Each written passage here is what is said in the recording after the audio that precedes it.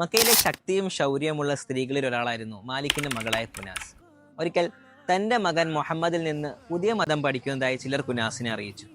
ഇത് കേട്ട് രോഷാകുലയായ കുനാസ് തന്റെ മകൻ ഒരു മുറിയിൽ പൂട്ടിയിടുകയാണ്. ആ മകൻ മറ്റാരും തന്നെ ആയിരുന്നില്ല, മിസ്അബ് ഉമൈർ റളിയല്ലാഹു അൻഹു. മിസ്അബിനെ പോലെ മാതാപിതാക്കളുടെ സ്നേഹവും ലാളനയും ലഭിച്ച മറ്റൊരു യുവാവും മക്കയിൽ ഉണ്ടായിരുന്നില്ല. അത്രത്തോളം ഐശ്വര്യത്തിന്റെയും സമൃദ്ധിയുടെയും പട്ടുമെത്തയിലാണ് അദ്ദേഹം വളർന്നത്. എന്നാൽ തന്റെ മാതാവിന്റെ ബന്ധനത്തിൽ നിന്ന് രക്ഷപ്പെട്ടു വന്ന അദ്ദേഹത്തെ പ്രവാചകൻ സല്ലല്ലാഹു അലൈഹി വസല്ലം മദീനയിലേക്ക് തന്റെ പ്രതിനിധിയായിക്കൊണ്ട് അയക്കുകയാണ്. അങ്ങനെ ഏറെ നാളത്തെ മദീനയിലെ പ്രബോധനത്തിന് ശേഷം സഹാബാക്കൾ മിസ്അബിനെ കാണുമ്പോൾ അവരുടെ കണ്ണുകൾ നിറഞ്ഞു പോവുകയാണ്. ഖുറൈശികളിൽ സൗന്ദര്യത്തിൽ ഏറ്റവും മുന്നിട്ട് നിന്ന മിസ്അബ് ബിൻ ഉമൈർ.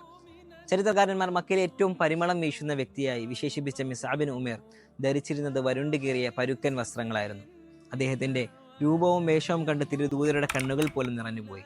പക്ഷേ സുഖസമൃദ്ധിയുടെ മടിത്തട്ടിൽ നിന്ന് യാതനയുടെ നെടിപ്പുറിലേക്ക് വീണ മിസ്അബിന്റെ മുഖം അപ്പോഴും പുഞ്ചിരി തൂങ്ങിയിരുന്നു.